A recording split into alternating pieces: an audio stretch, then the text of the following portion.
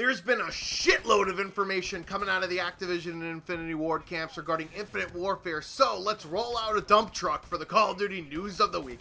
Let's start with the trailer itself, which currently has over 400,000 dislikes as of the time I'm writing this, but it'll probably grow like a dick on Cialis by the time this video actually goes live. The amount of hatred on that video is hysterical to me, given the fact that most of the time when a campaign trailer is revealed, most people just skip it and say, bring on the multiplayer, boring, nobody gives a shit about the campaign, but it's apparently enough to get people's boxers in a bunch. In an Activision shareholders Q1 call yesterday, the CEO is damage controlling the criticism by stating that Black Ops 2 was the most disliked trailer ever made at the time because it was much more futuristic than the rest of the Call of Duty franchise, yet now it is revered as a great game by most of the community, my opinion aside. Isn't it funny that Infinity Ward decides to listen to some criticism but not others? Obviously the outcry of the thumbs downing Debbie Downers who are mad will still inevitably purchase the game don't make an impact on the overall strategy. He assured that Activision did listen to the copy-pasters that want boots on the ground, and that's why a CoD4 remaster was done to appease those Luddites. But, of course, you're gonna have to buy the new game because that's how they could spin the sales as a positive thing.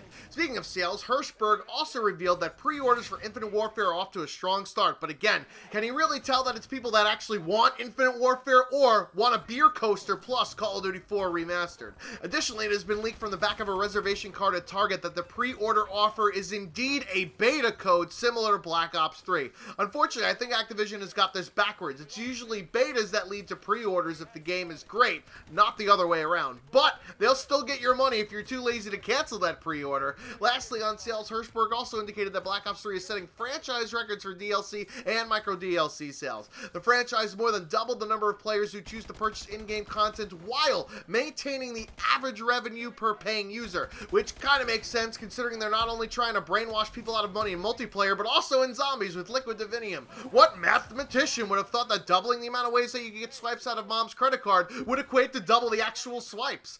With this news, it's almost guaranteed that the next Call of Duty game will have some sort of supply drop system because they're used to copy-paste anyways. Speaking of copy-paste, the reactions from esports players and casters this week all mimicked one another when tweeting about their experiences with playing Infinity Ward's new multiplayer game.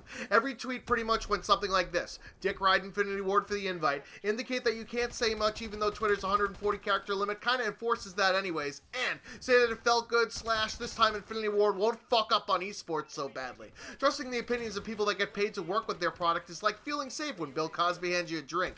In more multiplayer news, it will contain maps on other planets in addition to Earth, including a space station, which could indicate different levels of gravity for that extra bit of sensitivity fuckery. Given the comments that the CEO also made regarding the trailer, all signs are pointing to a non-boots on the ground approach for the new multiplayer. Quote, we know that there are people in our community who are nostalgic for the boots on the ground style gameplay, and that's why we made the Modern Warfare remaster. But we also have millions of people in our community who want to have new innovative experiences in the game each year, and Infinite Warfare is going to deliver that. We have more people playing Black Ops 3, a game that takes place in the future of boost jumps and fictitious weapons and all the rest, than any game in our history, end quote.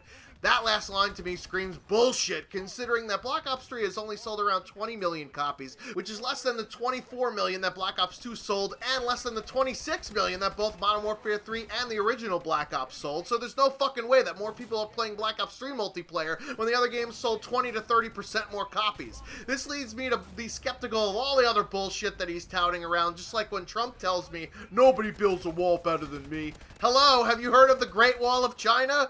Now on to some campaign details. There will not be any co-op campaign because losers that pay the campaign do so because they don't have friends to play multiplayer with. So why would they have friends to play the single player with? Oh, and forget the cliffhanger ending from Ghost. This is a new story arc with new characters that you'll grow to forget as soon as you're pointed in the right direction to go, because the story is linear in spite of the fact that there are side missions which don't affect the outcome of the game one iota. Speaking of co-op though, it was revealed that Infinity Ward will be jumping on the zombies bandwagon since apparently Safeguard wasn't that well received. It probably had nothing to do with the fact that it was hidden away in a completely different game option menu. This also means that Extinction is scrapped as well, although co-op Aliens mode actually makes more sense now in this game that we're in outer space than in the Ghost universe, but logic doesn't apply here. Two last things with Infinite Warfare. The Infinity Ward Twitter basically confirmed that the new game won't be available for last-gen consoles until Activision can find a sucker to port it back to look like GoldenEye on the N64. This way they can make more money off of other idiots that will basically pay full price for a neutered version of the game. And since Sony is pissing away money like a sailor coming into port, PS4 will get the DLC maps 30 days early. However, no confirmation has been made about esports, but given the Bluetooth fiascos at UMG Carolina, I'm expecting Activision to take their time with that decision. Now on to Call of Duty 4 Remastered news, and yes, the reason why Activision isn't calling it Call of Duty 4 and is calling it Modern Warfare instead is so that it doesn't remind you wearing the nostalgia goggles that this game is actually 9 years old and was only the 4th installment of the Call of Duty franchise, and now we're on number fucking 13. Raven Software has confirmed 5 of the 10 maps being Crash, Backlot, Crossfire, Overgrown, and Bog, only leaving 5 more to be determined. If it was up to me, I'd ditch Crossfire and throw in Strike, Vacant, Shipment, District, Pipeline, and Broadcast, even though it's a DLC map because it's fucking awesome. Additionally, stats will not transfer over to the new game because then too many people wouldn't even be able to play fucking multiplayer because they're at a hacked level and they can't even get multiplayer to start properly. And lastly, because Activision is spelled with a $, there are no current plans to sell the remaster separately. How else would they boost sales of a game with 400,000 dislikes on the reveal trailer? And finally, in Black Ops 3 news, a new patch went live to coincide with the release of Eclipse DLC on the Xbox One and PC. The music tracks feature is finally live only 6 months after release, of which nobody will give a shit about. Anyone who plays with the music on is a noob anyways, that doesn't sound whore. The only other thing in here other than map exploit and some zombie fixes is a bug fix with the power core and the hater and a rejack buff with the enemy power core active. So basically Treyarch have mailed it in at this point, busy hard at work on those micro DLC items that are doing so well for their pockets. Anyways, that's going to do it for the Call of Duty news of the week. I've been the Schwantz27, out like Frank Vogel. Until next time.